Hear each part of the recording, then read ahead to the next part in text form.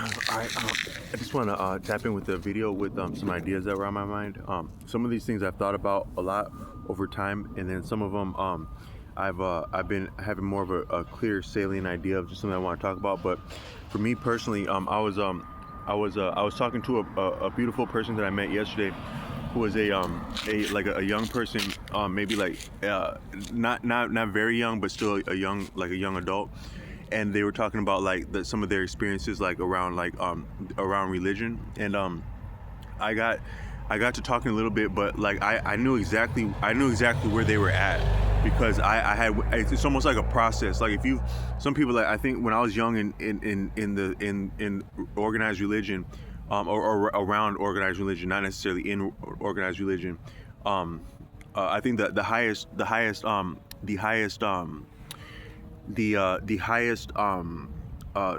position that I had within organized religion was like the parking lot attendant. Like I would wear like these high visibility vests, and then I would like help direct traffic, but it's more so like a little bit of a greeter, but then just to make sure that nothing really went down like unsafe around the parking lot, and just to be like an alert, like just to make sure things are going smooth, people. But also, actually, you would sometimes you don't know when you're being honored. Like that's actually might be the most honorable position within a congregation, would actually be the parking lot attendant, because you're a person's first experience of church. So you're going to church, you're putting on your Sunday clothes, you're a little bit you had to get up early, but there are going to be some beautiful people at church, and this is about God. So when we're going to, everyone does have something of an interest in like things like God. And then when you actually get into like a bona fide like worship service, where you have real praise worship and like real oratory, real teaching, real seasoning, real lessons from the saints, both the official saints and then like the real, just the living saints within a congregation, that's an awesome experience. But when another honor that I had was transporting students as a school bus driver. And that's the same thing, where you're the first person that they see, and you're the last person that they see when you're a school bus driver. And that's actually part of your training, is that just to appreciate that you actually may be a person's experience of school, at least. So what's the biggest, the lasting impression is a first impression. We know that, like your first impression speaks worlds and volumes. Just that you would be somewhere, somehow, some way, some when, to meet someone, some why, as yourself. All that it would take for both of you to meet right there is a big deal. So that's in anything. But you could say that's the same for a child going to their first day of school. The first adult they see, the bus driver, perhaps the first adult to bear guardianship of a child, even if it's for an hour or 30 minutes or a day, to be transferred guardianship to the student, from the parent. But then also that guardian, that is the school bus driver or the school, they also challenge that student the whole time, and there's expectations. Therefore, the student is accountable, and something of the combination of having you still have the supervision of an adult away from your original guardian set, your parents or your loved ones, who would be handing you to a school official. But also you're being challenged and having expectations. So that combination, that you're still within the support of adult supervision or purview, but you're also being challenged. So you're stepping out of your comfort zone around your parents, but then you're forging some of your own identity and your agency in life and your skill. And that's actually a beautiful thing. And I think that's actually a lot of how human beings develop, because in the past you wouldn't have had a big old school bus driver, but you would have like your friends in the neighborhood or whatnot, that or maybe your relatives, your cousins, whatnot. They take you a little bit past the safety of your immediate family, and then also challenge you and also hold you accountable, because certain stuff isn't going to fly around even your friends, your brothers, your sisters, your cousins, that it would around your parent, or maybe the other way, things that your parents aren't cool enough to show you or know about would be. So all I'm saying is that it's a natural process of going out of our bounds, but being challenged and growing.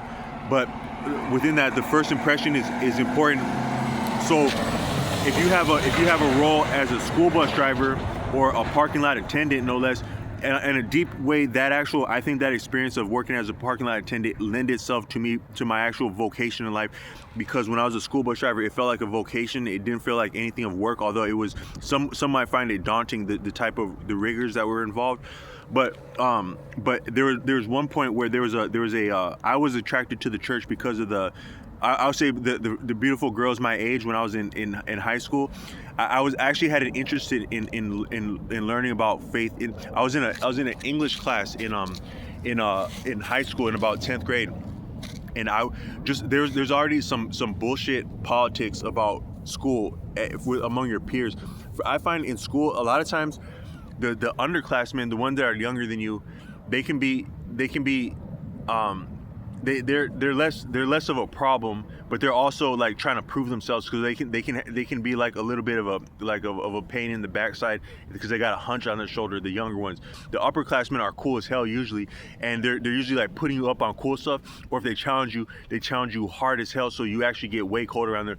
But your peers, that's where your real competition, and also some of the jealousy and animosity and the flack is. I found like in college, in high school, because in high school you have your peer group, which is significant, but you also have the upperclassmen, which is significant, and then at a certain point you have the underclassmen, or the lower, I'm not sure how you refer to that, but the lower grades, and that's all part of your development, like in high school, the whole schooling in childhood, but also high school.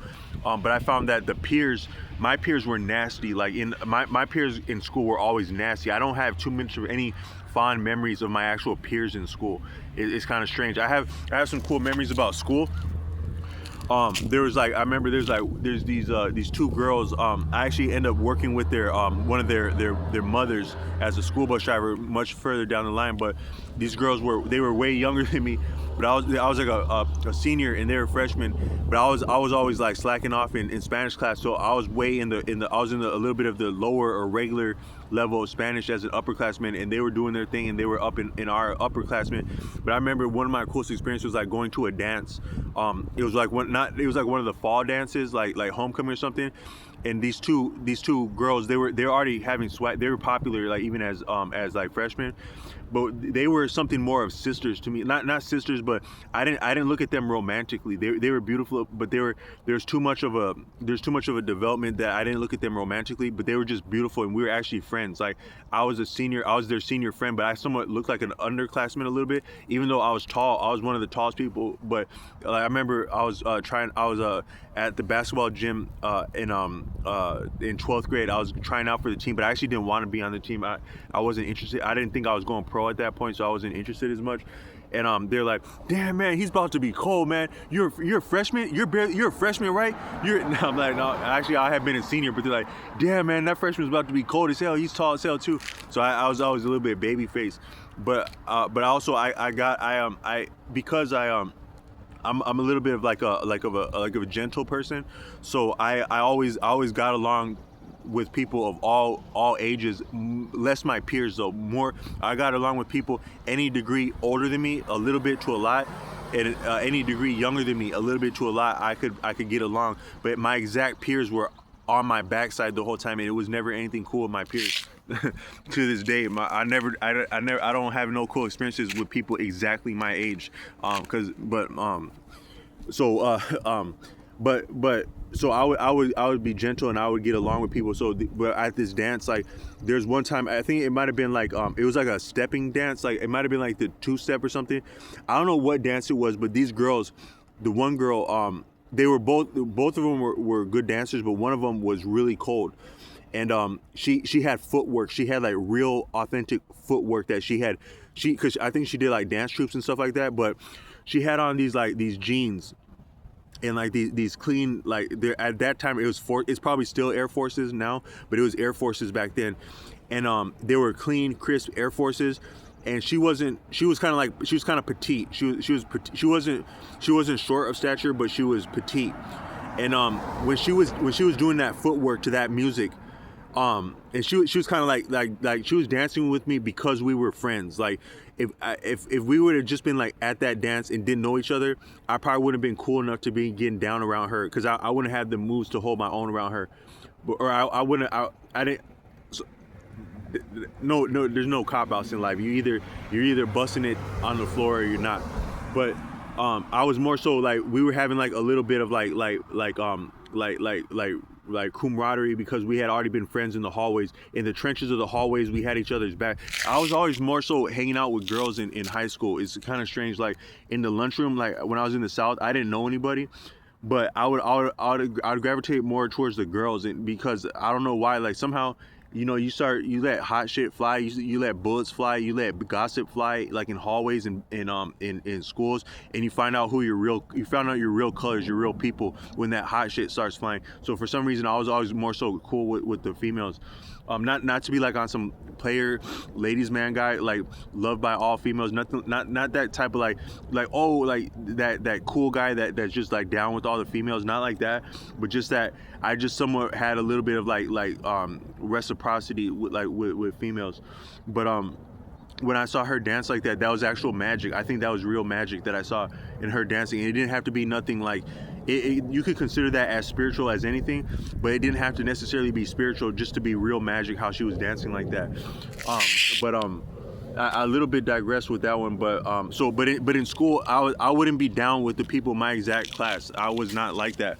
So except for like maybe one or two of my real friends, like I had like one really cool friend in freshman year of high school, and he was actually I always, for some reason, I always gravitated towards like troublemakers. Like I had the most chemistry with troublemakers. It's kind of strange. Like my mom told me I was that way when I was a boy.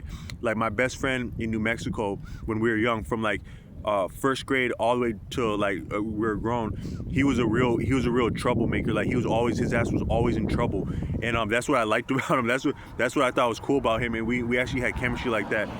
But and then my friend in middle school, in high school, my real friend of high school, he was a cool dude. He was really funny, but he just made life fun. He was like just a fun person, like not on some, hey, my name is such and such, I'm a fun guy, nothing like that. He was just on some dangerous stuff, like man, like he'd put me up to bullshit that would work out for me. Like he'd be like, man, you need to be talking more females, man. Like because we actually had some beautiful girls in this one class of like freshman history, so he would get me like talking to these girls. And then like I ended up like one girl, she was actually one of the baddest, meanest, beautiful girls in ninth grade, and we had like a strong puppy love that whole ninth grade, like freshman ninth grade, and like it was something like of a relationship on the phone, and we probably would have actually done like real dating, but there was already a lot of interference on the play. Interference on the play. Don't argue with me, buddy. Go back to your side. Interference on the play. Let's go.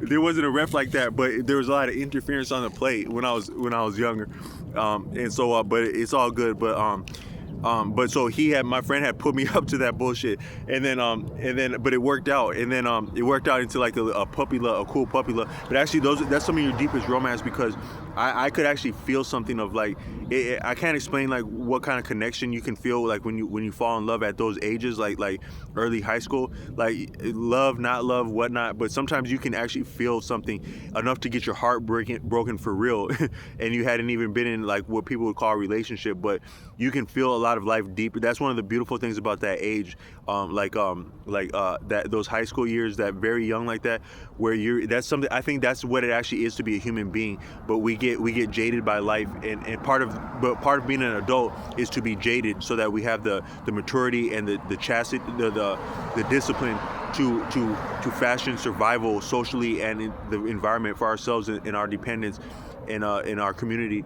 So becoming an adult is part of actually being jaded a little bit and shorn of your actual real feeling as a human being. But every once in a while, real artwork will touch you, and because you're still what you are, you're still who you are.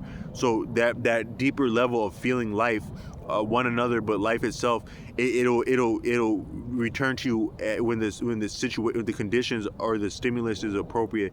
And so I think that's actually what we might be seeking for with art in a lot of our consumption in general, even food. We're the different thing when we eat food, like sometimes I go by a college campus and I'll see people enjoying a meal, and it's like they don't want to fucking be bothered when they're eating food. And you could have something cool to say to someone, but they don't want to fucking be bothered when they're eating food. But it's kind of because that food actually makes you experience yourself. that when you're because actually you don't actually taste food. If you think about it, you don't actually perceive anything. You perceive yourself. What you see, because nothing actually comes inside of you. Yes, you do digest things, and it becomes one with you, and now you change and you are different with it. But as you would initially contact that, like, it's just as far as your taste, that's actually a deep thing if you think about it. The line between perception and incorporation and becoming something, there you could say maybe it's different upon the different ranges of perception, but something of what we perceive, it really is properly outside from without, if you think about it. Because as I'm looking over there, there's nothing that I can appreciate that's actually within me, although that could be reasoned as that could be an arbitrary false statement. But objectively speaking, when I look at something, we're taught through hard objective science, the Hippocratic, or the scientific method is that there's light refracting off of different things. Light contains all colors, but the nature of different things will either absorb or reflect certain aspects of the light that gives us a perception, an appreciation for the color of something, and therefore the meaning, because meaning is deeply connected to color in nature and in life. I think for the present moment or iteration of human existence, color is very significant, but it can be appreciated that that's from without. So my mind is rendering, is perceiving a perception, rendering,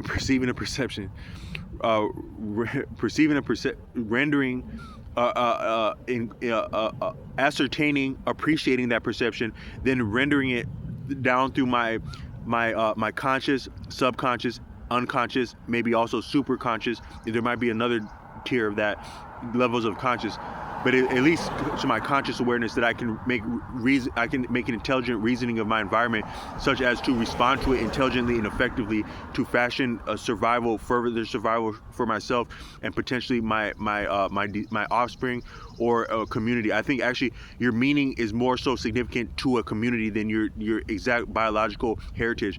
I think part of the European or the Western iterations of economics that have been informed by feudalism, inheritance is very important, and the descending of property is very, because that amounts to privilege, and the opportunities to sustain and further our existence is very significant in post-feudal and feudal society as we're in, such that I think that the preoccupation with our own progeny, that is our offspring, descendants, heritage, as is appreciated in survival of the fittest, Darwinianism, which a lot of our present society is predicated on and informed by. I think that is actually limiting and maybe arbitrary to what it means to be a human, because for one is that human beings are not monogamous by nature. I would be surprised if there's actually a person on this channel in your lived experience that you haven't appreciated that we are less than monogamous as human beings by instinct or intention.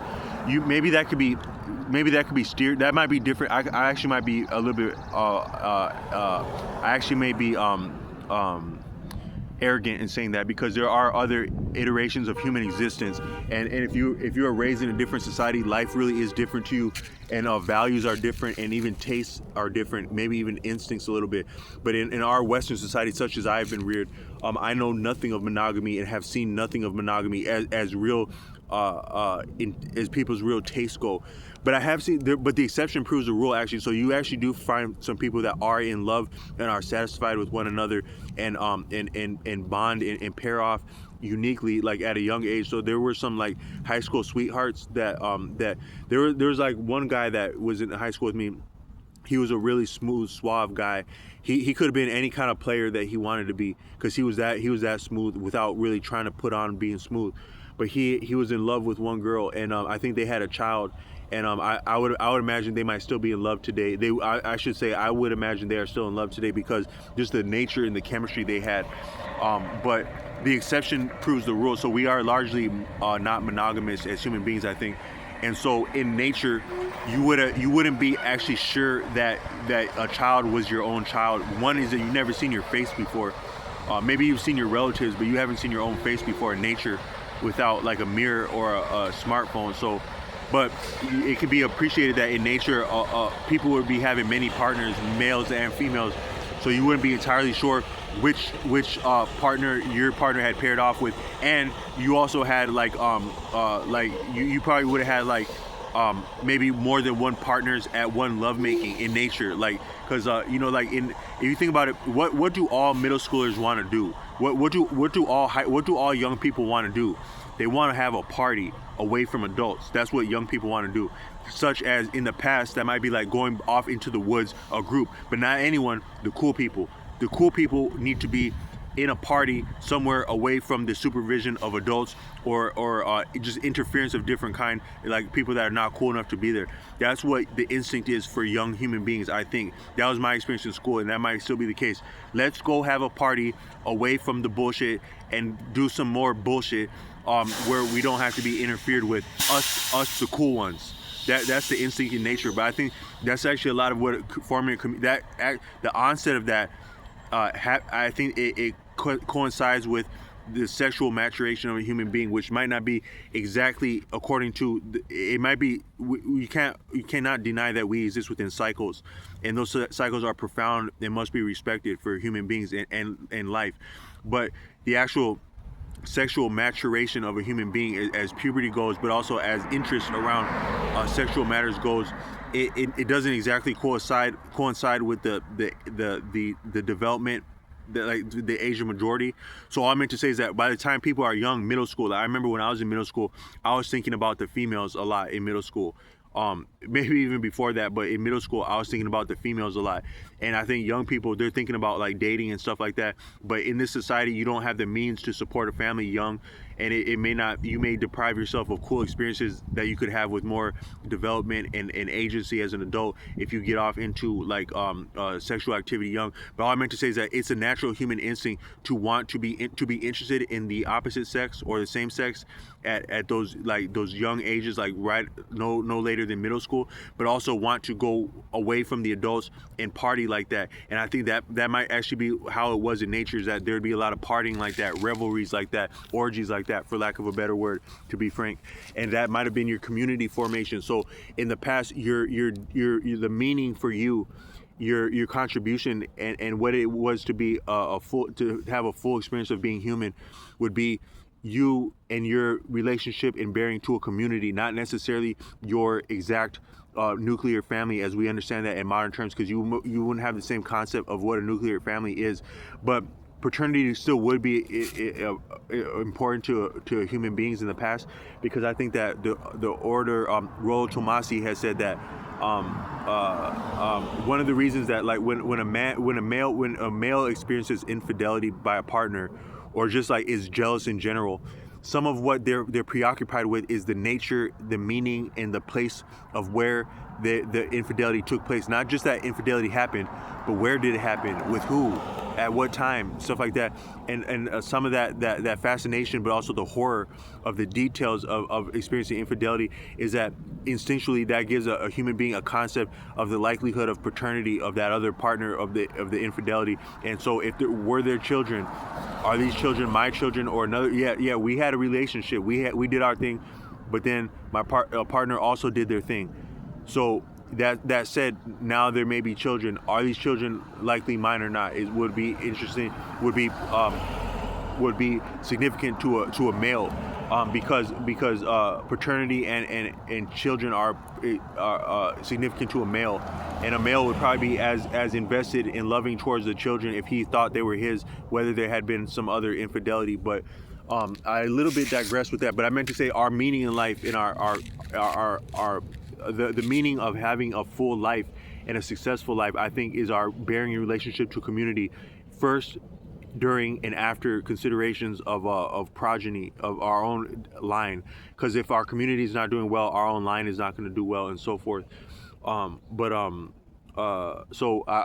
was digressing with that. But what I did want to say though is that, so I remember when I was so I think that when I was working as a parking lot attendant, that actually might have been the highest, most appropriate post for me in a congregation, because that's the first and sometimes the last person that person will see going to church. So you're going to church, your first experience of God, of walking into the house of worship of God, who greets you there. they're not the most important there, but they're not the least important there working at the parking lot. So that's significant. But there were a couple times there where I actually, there would be like a community member. Oh, but the reason I got in this rant is because when I was in middle school, or when I was in high school, I was in an English class with my peers, and it wasn't no kind of good vibes in there. And then I left. I asked for an excuse to use the bathroom, but all I wanted to do was just walk in the halls, and sometimes bump into cool upperclassmen or like beautiful girls that might be in the hallway. But I bumped into my friend's sister, who was an upperclassman, and she got me into. She recognized that I was out of. Sometimes you're already, when you get away from the pack, like as an animal, like a lot of school, like a school of fish, a school. When you get away from the pack in school, sometimes there's a little bit of danger there, and that's a little bit of a gray area, and that's actually might be a person at risk. So a young person that would have inclination and a habit of breaking off from their peers to maybe flirt with being around upperclassmen or people who are not in school during school time hours, that type of instinct is actually something of a indication to someone with seasoning. There was no one like seasoning in my vicinity when I was growing up, except for maybe my friend's older sister, who was an upperclassman, and she peeped that I was way the hell off the beaten path and that I needed some structure about me. So she got me knowing some upperclassmen that were cool as hell. And then also some like community people that actually look for at-risk people to get them into something constructive. So there would be like this thing called Young Life, and it was like a group that would have programs for young people, like on a busy school night, like where a lot of times when you're young, it doesn't feel cool not to have anything to do, even on a school night. So you get into bullshit like that. But if you have something constructive where there's actually other cool people, I would go to that group, and then I had a church home after that. Then I had experiences in the church home, jobs in the church home, travels with the church across the United States, and experiences with the church home, my actual peers. Those would be cool experiences with my peers in the church. And then I would meet them again in this program, and those were some of the coolest people that had the dance. They were the coolest people in town. Those young people that I met in those church settings, but they were still needing things to do, all of us, and so we would go to like Young Life like that. And so I met some people like that, but it's because actually I didn't feel like I belonged in my peers in school. Some of that, it's not just that the peers are that bad, but that they're in these schools, they're ratcheted up and they're very competitive. So the entire premise of school from the young age, who gets done with the spelling, who gets done with the assignment first, who has the most stickers, this and that, is very competitive. The whole process of schooling that might be unavoidable, because it's just part of the fact that a lot of life is zero sum, and humans are tournament mating species according to Rollo Tomassi. So some of that competition, we might not be getting away from that, and it might be part of the enjoyment of life, might actually be a function of the competitive nature of it, but such that it's not enjoyable a lot of time in life. It wasn't for me in 10th grade, but I actually became more of a student and more stronger around reading and even English because of my experiences in the church that come from the church, like having an appreciation for reading scripture and just some of your some things. There's actually an overlap between literacy and some certain things of etiquette and even decency in humanity, and that they call it the humanities, but you actually do become something more of human by engaging with different forms of art, including like literature. So the teachings of the church, some of the values that I got in the church, it lent itself towards academics and doing well in school and learning in life, because a lot of things are actually mitigated by learning and reading and stuff like that, where you're just more effective if you can become a stronger reader. So actually, I can say that I actually did have something of stature in a role in the church, maybe the highest post that would be available for someone that didn't have an actual training in the church or in academics at a young age, to be the parking lot attendant, or the like later when I'd become a school bus driver.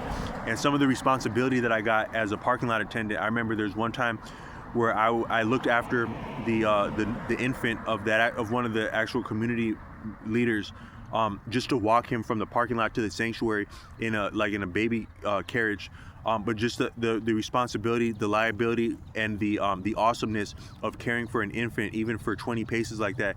If you sometimes you can't appreciate how profound the ripples of our experiences are, and how even the sensation of an experience, having that much liability, responsibility, and protection over someone that you care about, or someone that is dear to someone that you care about, both that. It affects the person, and it can skew your development and your progress in a great way when it's appropriate and when it's a blessing like that. So that might have been one of my real blessings, was to participate at the parking lot ministry at this church. But I wasn't entirely responsible about showing up on time. Part of it was because of the actual flack that I got in the church. I got a fair amount of flack and ostracism at a young age in church, and that can affect your motivation to go to church. But I would actually be walking to church at great distance in different weather conditions to be there on time and early, like on Wednesday Bible study. So it wasn't that I was not going to church because I didn't care or I was half-assed about it, but I just had misgivings and reservations about going because of some of the experiences that I had.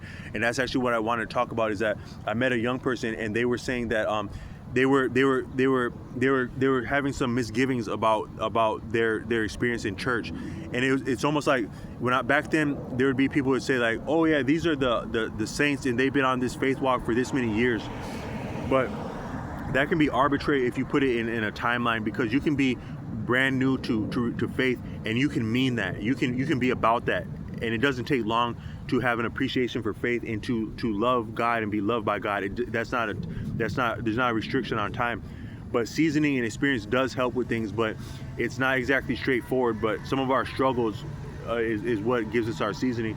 So there's actually value in what the youth would have to say, and there's value in what the cadre would have to say, and all levels in between that. So we should always respect one another and what we have to say, if we're coming with respect and in the spirit of life. And we can more so feel when someone is coming like that. But when this person I was talking to was talking about some of their experiences in the church, it exactly corresponded and correlated with what I had experienced, almost as though it were a process. And what I was explaining to them is that according to Osho, sometimes you can have an awesome person that will appear in the human experience, but who they were, their lifestyle, what they were about is awesome, and it can't really be. It's almost near about beyond reproach. As such as we're human beings and mortals, we still can receive reproach. But you can have an awesome person, but then while they're there, or then maybe after they're gone, there's actual I think actually there's a relationship between the word corporate and dead. I don't know exactly what it is, but to me the word corporate makes me think of dead. So a dead structure, almost like a coffin. You could say that the corporate structure of church, religion, but also you could say medicine, education, sports, what have you. Art, what have you. The actual corporate structure is almost like the coffin that comes about. So we have something cool. Let's put them in a coffin if they're cool, and then that coffin is profitable because you know that one of the most solid, stable, rock star, profitable jobs would be around death. So if you have a job like I would imagine your higher tier of medicine might be like who does the autopsies, the different funeral services, all the things to do with funeral services and death around people dying. I would imagine would be one of your stable profit roles in any society, and especially this one, because people are always going to be dying, and it's going to be hella serious and hella expensive when people are dying. But it's the same with like cool things where like they put a coffin around something cool. So even like, and you don't actually have to be passed away. So you imagine an artist, you do something really cool artistically that hasn't been done or seen or thought of before. It's not too long, and someone is going to want you to sign this or that, and they're going to kill that shit, and then they're going to put it in a coffin, and it's going to be very profitable. So now it's a catalog. Now that kind of sounds cool, but it might not. The reality it could be or could not be as cool as it would sound. A catalog is cool in terms of a body of work, but the actual corporate reality of what that means and what that would mean to an artist who actually fathomed or offered that type of creativity. But then also, and I think the universe has already been created, so it's more so combining and subtracting when we're calling things creative, but it's still valuable and beautiful and original and vital. But then also the audience's experience of a body of work and reception of it That is one thing when it's real and authentic and it's untapped, the real tap water, the real tap. But then it gets tapped, and then it becomes corporate now, and then so it can be diluted, corrupted, or watered down by the corporate interest that could almost lead the artistic. The corporate can invite itself, it can engage, and then it can actually usurp the force and the congruence and the authenticity of artwork, and it becomes a real like a business product at that point. And so it not that maybe we can't get away from business as such as we're exchanging value, but it becomes a little bit arbitrary and gets different from the real message. And so that's true of leaders, according to Osho, both political leaders and social leaders, and also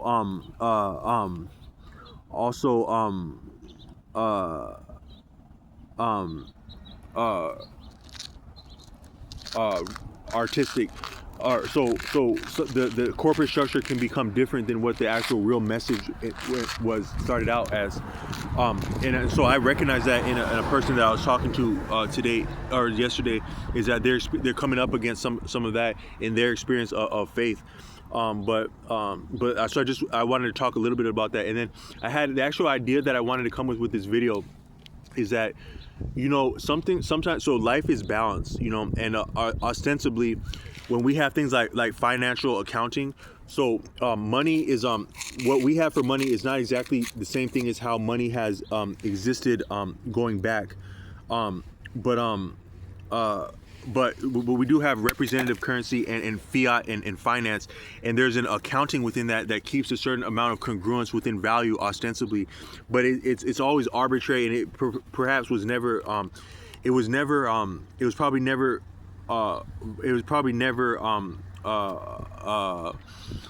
what's the word I'm looking for, what we have for value in a system of coercion that has been attended by feudalism, slavery, Jim Crow, sharecropping, capitalism, industrialism, digitalism. Now, all that, you can say it was never bona fide real value for value, exchanging of value, or if it's not value for value, it's righteous. Like we're giving more because we want the community to have more.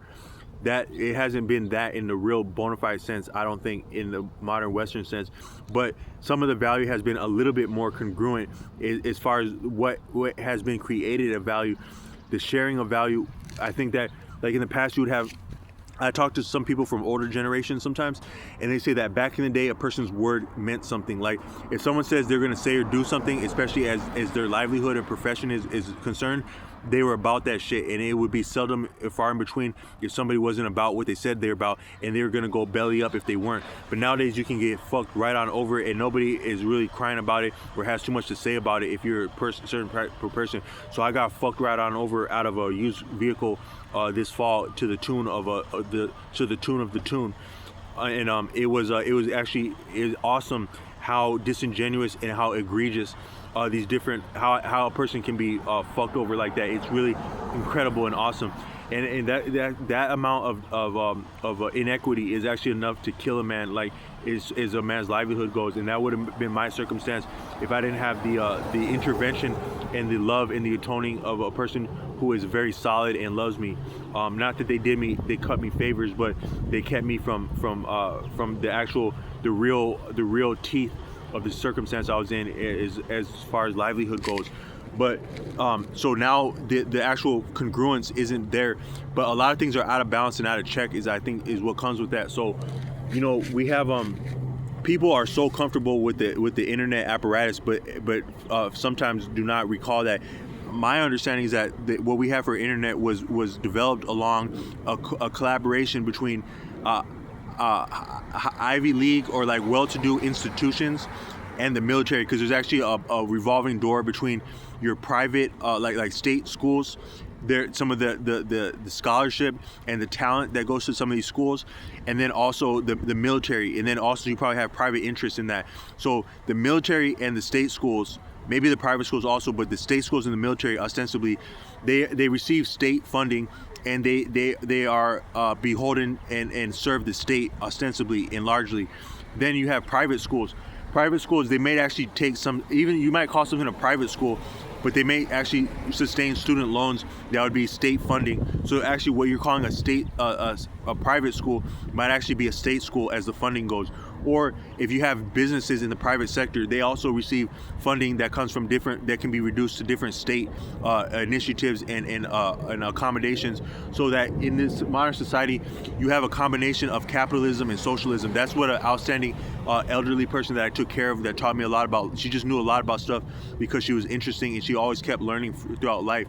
So she would tell me that as I was working as a home health aide, I was actually working as something of a social job, because it's a social service, and it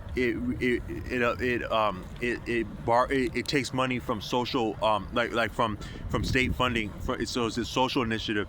But then I might take that, what I would earn with that, and then spend it back in a system of capitalism, different things that might be considered like private initiatives.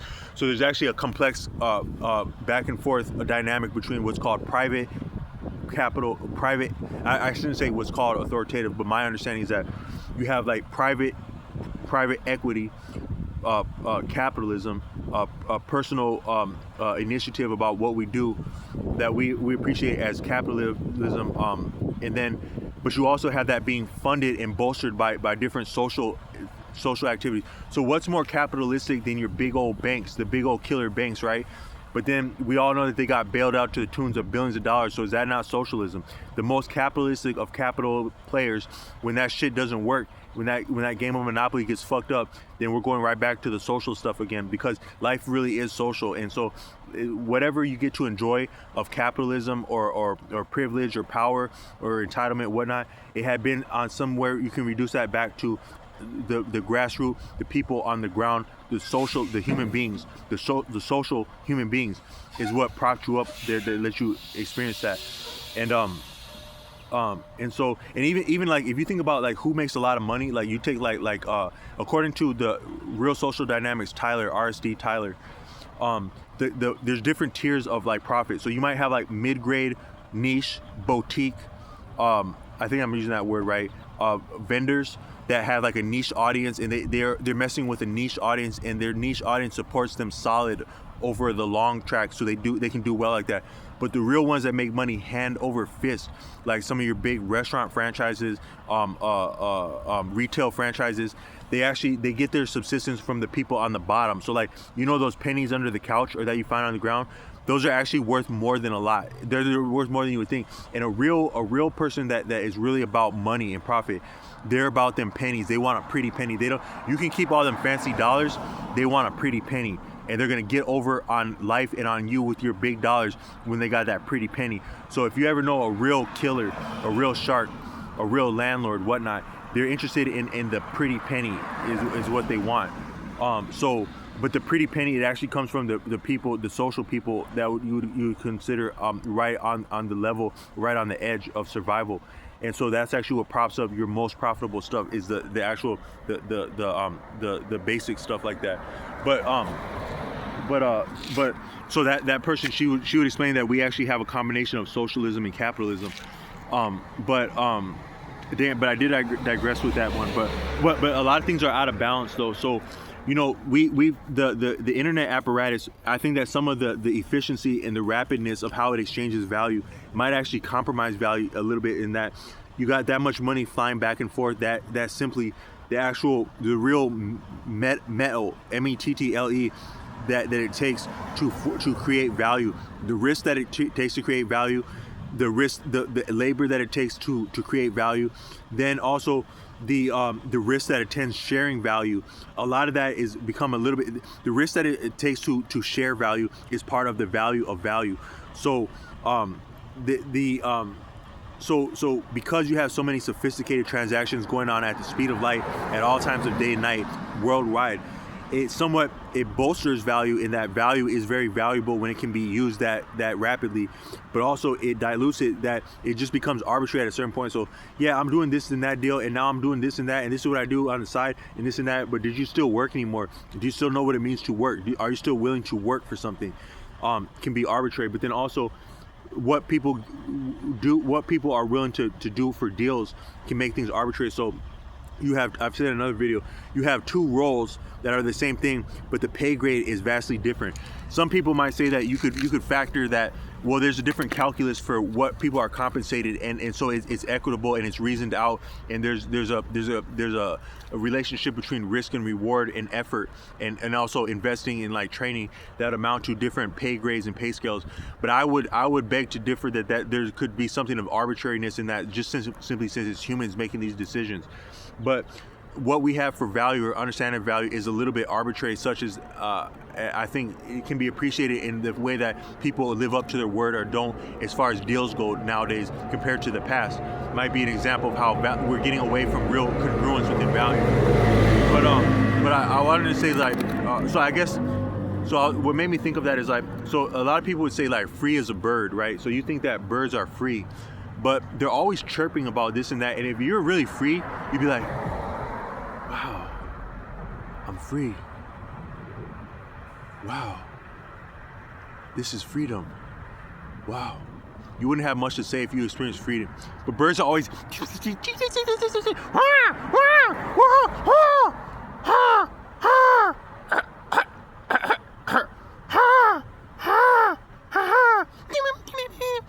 they're always like gossiping, like they're not happy, these birds. But they're always, so what I meant to say is that it's a little bit of tyranny. You wouldn't appreciate birds as tyranny, but they're always like up on a perch and they're always stooped.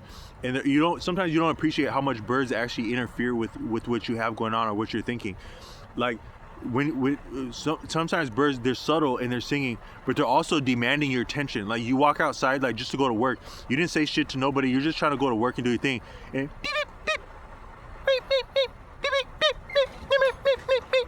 it sounds kind of beautiful and eloquent, but it actually demands your attention. So what I was wanting to say is that when I started going to church, I actually experienced something of turbulence while going to church and interested in things that would have to do with church. That was me. And so even some of your elders and my peers and what, they didn't have cool things to say to me, even as I was, you couldn't deny that I'm actually at church, at Bible study on Wednesday night, interested in being there, fully attentive, while most of my peers are probably doing cooler stuff that might be appreciated as less righteous. And these elders are not appreciating me or having a problem with me being interested in church, was my experience. But I remember one elder and a neighbor said that, frankly speaking, he said, I was talking to him about some random building that was being constructed by where we resided. We were neighbors. And he said, nothing happens without God, frankly speaking. We can do nothing of ourselves without God, frankly speaking. So what he was saying is that what we call God is almighty and all powerful. A lot of what you get up to doing, like, so right now I'm across the street from like a car rental place, because it's actually a low-key place in the cities where I'm at. It's a good place to train people to learn to drive. That's where I was trained to learn how to drive. That's where I trained my brother to learn how to drive. I'd imagine a lot of people are trained how to drive here. It's just it's a good little stretch to learn how to drive. But it's also like low key when you're doing like delivery work and you need like a place just to be low key, like in the middle of the night or something. And so I would come here a lot, like in the middle of the night, when I needed some downtime when I was doing different delivery roles. But sometimes you get up too close to that thing and they're like, and you start to raise concerns because it's like rental properties or like cars that are being parked while people travel. Dang, I a little bit digress from that. But say some, but you might seem sketchy being around here. Like, what's this fool doing around here? And sometimes I was parked out somewhere and I got out to change outfit, and the camera's like, you are being surveilled. And I probably damn sure was being surveilled, so I put myself in danger to be around there.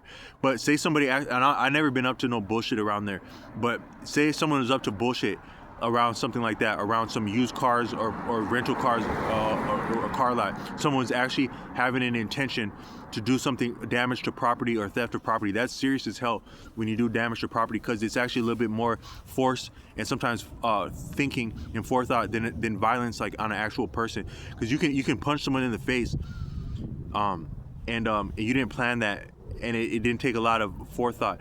But you get to breaking some shit, it's actually more violent and a little bit more, it can be as heinous, if not more heinous sometimes, actually property damage, and what that would say to people. Because if someone can do that to property, what can they do to a person? That someone did that to property, what does that mean to the people around there? It's significant. But if someone, all I meant to say is that it started with a thought.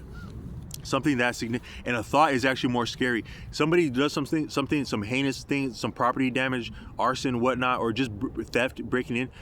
That somebody would have a thought to do that. Someone was thinking about doing that because you could appreciate there would have to be intentional thought that actually might be what makes something first degree, is because you had to think about that, that to be that intentional, yet also that resourceful and cunning and dedicated to do something potentially detrimental to another person and or their property, which if you damage a person's property, you actually damage them, their person, because our property, it affords us the means to contend with the changes, the vicissitudes of an environment, but also our social reality, and to meet our needs, our whatever needs you have as a human being, your food, water, shelter, clothing, relationship, companionship, all that can be affected as a standpoint of property. Property informs a lot of that, and also how we get to engage with different opportunities. Just having or not having property is also a means in itself, above and beyond the property being employed. But it's very sophisticated, it's very profound how property and the different things that we have that are ours, that were given to us or that we obtained equitably, how they factor into our opportunities in existence. And it's actually a little bit spiritual. Some people in church settings would say that it's a promise of God. I heard that in a testimony, that whatever means we have of fashioning and affording our survival, whatever we have that is rightfully in our possession and amounts to our health and survival, is actually the dynamics that it would take to bring that to us. It goes before our present iteration of life, so therefore it may be a promise of God, or what we call the ancestors and things like that. But it all starts with a thought. So if you were going to have absolute power over all things, you have to have power over people's thoughts. And so I think that some people might not appreciate. So say a plane goes up in the air, right? And then that when you start moving, or even if you're on a motorcycle, you start moving, you're affected by the atmosphere. When the wind starts,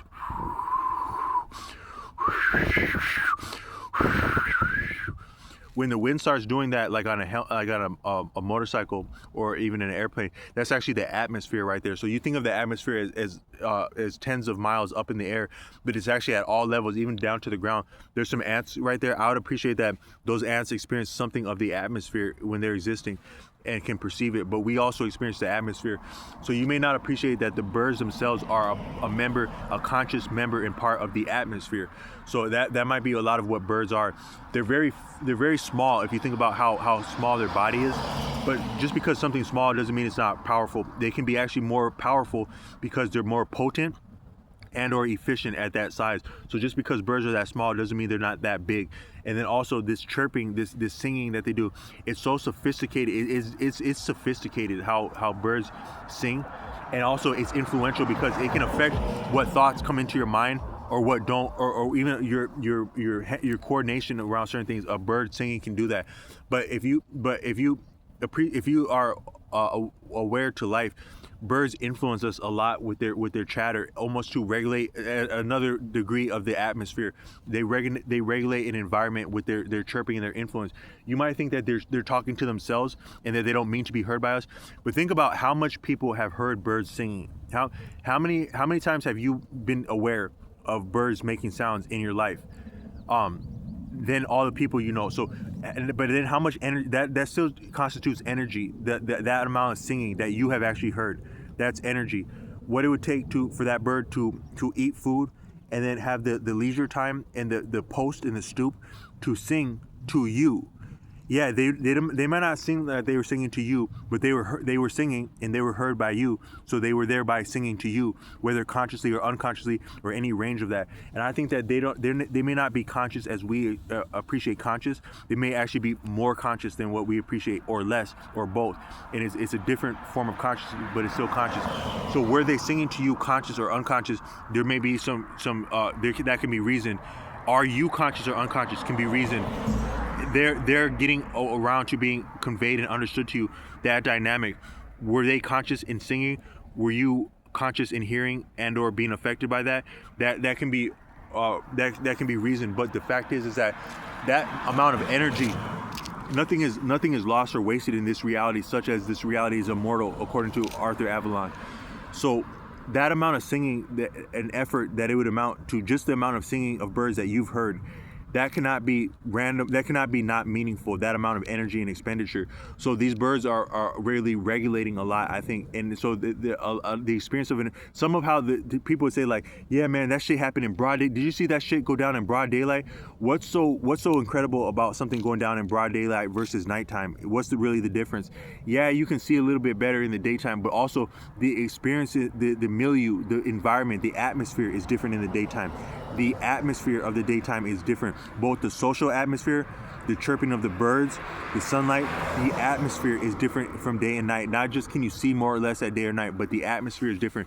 And the birds are a big part of the atmosphere. And I just wanted to point that out. And that, so if this reality is completely balanced and congruent, and nothing is wasted or superfluous, not the least of which the actions and intentions of human beings stemming from their thoughts, there would need to be some regulation over that. And so these birds might be part of that. Is that birds are deeply connected. The balance that it would take for them to sustain aviation may be deeper than what you're seeing as flight. It's actually like a fine tuning with the air and the environment and the atmosphere. Birds have an appreciation of the atmosphere such as they can manage it in order to achieve aviation and fly. When a bird is flying, they're managing the atmosphere, but that's when they're flying. But then also when there's a kinetic component to things and a static component to things. So a bird is managing the atmosphere in flight, but they may also be managing the atmosphere when they're stationary, such as they're singing, this incessant singing. But I just want to talk a little bit about that, but also say that it might be a form of tyranny also, because as much as you lived, how many times have you actually seen a dead bird? I'm not advocating for anyone to harm birds, but how many times have you seen a bird undergoing like suffering or like being taken to task? I've seen it a few times. I've seen hawks stalking. I've seen a hawk stalk a cardinal in a tree around where I live. There was a cardinal that flew into a tree, like the top of it. And he knew he was in trouble because a hawk flew in under him and then started creeping up the tree from within the tree, because that hawk was on him. And he knew that. I could feel that cardinal knew that he was being entertained and engaged by a hawk. And I've seen some hawks like hunting birds like in the middle of the air, like on a freeway. And then maybe once or twice I've seen a downed bird. And I'm not advocating harming birds, but just that it may actually be a little bit of tyranny, that we don't have a lot of things to hold birds in check as much as they have to say about a lot of things. Then also I think it might be similar with dogs too, where in nature dogs would have the different rigors of maintaining an appetite and then like position within a hierarchy. But when we domesticate them, they're not held to the same rigors as they are in nature, but they have some of the same instincts.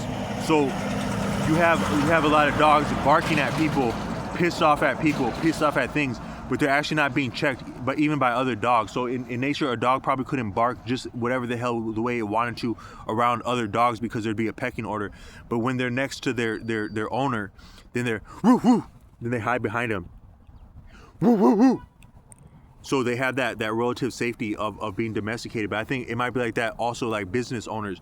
Business owners can fuck people over, but then they can hide from the consequences of their doings because they're not held to account. So it makes a lot of things become tyranny is what happens. So I think some of our natural, some dynamics of our living, it makes things not get the checks that they would have. So even a thing like as beautiful as a bird singing, if birds are perched way up there and they're singing at our ass, influencing us, interfering with us, for lack of a better word, all day long, and there's nothing to check that, not even like kids having fun with BB guns. And I'm not meaning to say that like is to promote harming animals, but if you think about it, even kids playing with BB guns would be a check on birds.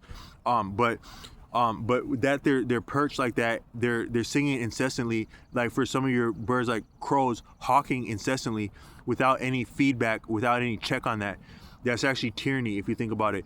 And then so such as some of our doings as human beings, I think some of the amenities of our natural, the amenities that we're afforded by the matrix apparatus, but also just modern living technology and amenities, it actually takes away some of the checks and balances of nature, and it amounts to tyranny. I've dealt with some people who have suffered different chronic illnesses or handicap stuff like that. They've survived things that would have affected them in nature, to survive and continue to be mean to people, or to continue to sometimes be less than harmonious with an environment. That actually might be an example of a detriment and an oversight of medicine, is that in medicine, life and death are connected and balanced, and death is part of life and life is part of death.